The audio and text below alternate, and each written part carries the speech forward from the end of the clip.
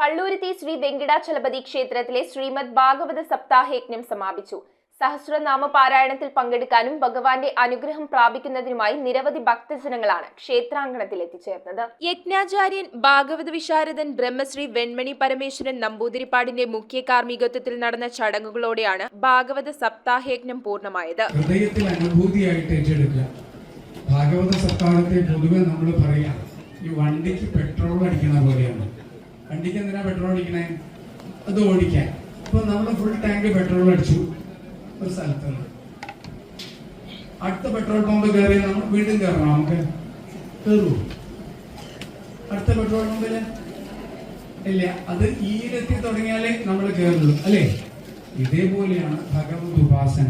നമ്മളിപ്പോ എല്ലാവരും കൂടി ചേർന്നിരുന്ന ഭഗവത് ഉപാസന നടത്തി നമ്മുടെ ഉള്ള് ഇപ്പൊ സത്വമയിയാണ്.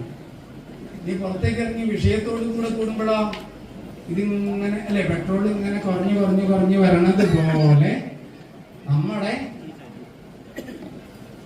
പുണ്യവുന്നോ അതല്ലെങ്കിൽ സത്വബുദ്ധിന്നോ അതൊക്കെ നശിച്ചു പോകും. അത് എം ടിയിൽ എത്തി എന്ന് കണ്ടാലോ അടുത്ത പെട്രോൾ പമ്പിൽ കയറണം. അടുത്ത സജ്ജന സംസർഗത്തിൽ നമുക്ക് ഭാഗഭാക്കാവണം. ഇതാ അങ്ങനെ ഒഴുകാൻ നമുക്ക് സാധിക്കണം.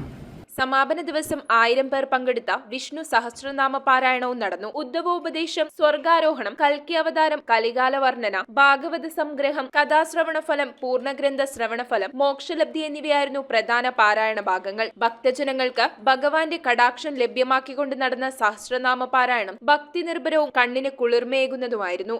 കാരണം 33 കൊല്ലങ്ങൾക്ക് മുമ്പ് വെങ്കിടാചല ക്ഷേത്രത്തിൽ സപ്താഹം നടത്തി എന്ന് പറഞ്ഞു കേട്ട അറിവല്ലാതെ നിലവിൽ കമ്മിറ്റിക്കാർക്ക് ആർക്കും അത് ഓർമ്മയില്ലായിരുന്നു. ഈ 7 ദിവസം രാവിലെ 6:30 മുതൽ വൈകുന്നേരം 6:30-7 മണി വരെയുള്ള ഈ ഭാഗവത സപ്താഹയജ്ഞത്തിൽ പ്രത്യേകിച്ച് നമ്മുടെ ഈ ക്ഷേത്ര ചടങ്ങുകൾ ഇങ്ങനെ ഒരു കണ്ടിന്യൂസ് ആയിട്ടുള്ള ഒരു 7 ദിവസത്തെ ചടങ്ങ് എന്ന് പറയുന്നത് ഈ രാവിലെ 6:30 മുതൽ വൈകുന്നേരം 6:30 വരെ നമ്മുടെ അമ്പലത്തിൽ നടത്തുന്ന സപ്താഹത്തിൽ ഇത് ഭക്തജനങ്ങൾ എങ്ങനെ പ്രതികരിക്കുമെന്നുള്ളത്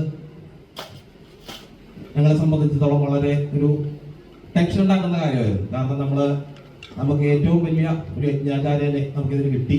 ന്യൂസ് ബ്യൂറോ, കൊച്ചി. കമ്പ്യൂട്ടറിൽ നിങ്ങളുടെ കാഴ്ച പരിശോധിക്കുവാൻ ക്വാളിഫൈഡ് ഒപ്ട്രോമെട്രിസ്റ്റിന്റെ സേവനം ലഭ്യമാണ്. KR opticals, near federal bank, Palluruthy. Specs world, opposite TB hospital, Karuvelippady. KR opticals, combustion മുക്ക്, കുമ്പളങ്ങി.